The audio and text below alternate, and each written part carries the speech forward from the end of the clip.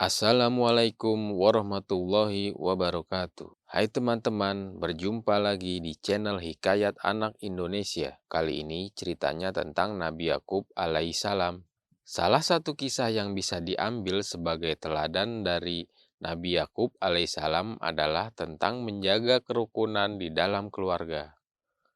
Untuk lebih jelasnya, yuk mari kita dengarkan. Jangan lupa like, subscribe, dan bunyikan loncengnya. Nabi Ishak mempunyai dua putra yang kembar.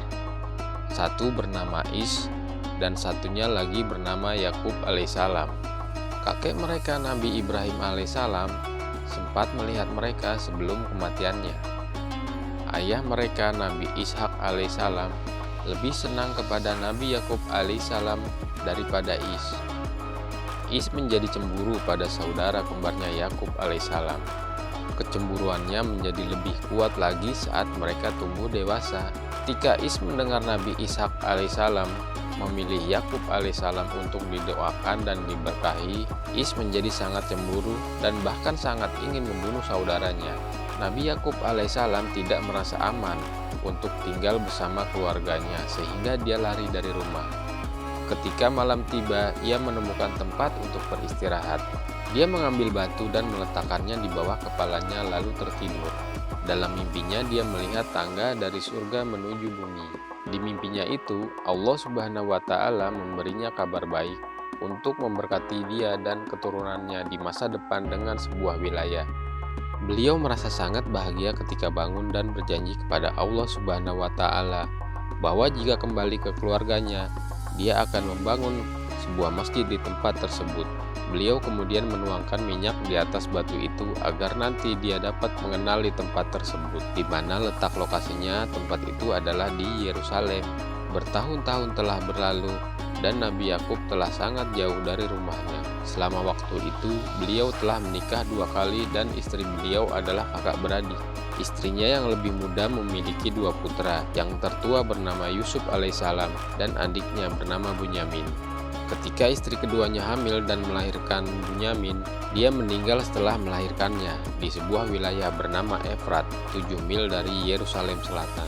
Allah Subhanahu wa Ta'ala memberikan wahyu kepada Nabi Yakub alaihissalam agar kembali kepada ayah dan kaumnya. Nabi Yakub pun memutuskan untuk kembali dengan seluruh keluarganya. Ketika Nabi Yakub alaihissalam makin dekat dengan rumahnya, beliau menyampaikan pesan kepada saudaranya Is agar menemui beliau. Tapi Is malah membawa beberapa orang untuk mengawalnya menemui Yakub alaihissalam. Mengetahui hal tersebut, Yakub alaihissalam menjadi takut dan berdoa kepada Allah Subhanahu wa Ta'ala agar diselamatkan dari perbuatan buruk yang akan dilakukan oleh saudaranya. Kemudian Yakub alaihissalam mempersiapkan hadiah berupa beberapa hewan ternak untuk diberikan kepada saudara kembarnya itu. Dengan hidayah dari Allah Subhanahu wa Ta'ala, Is pun berubah pikiran.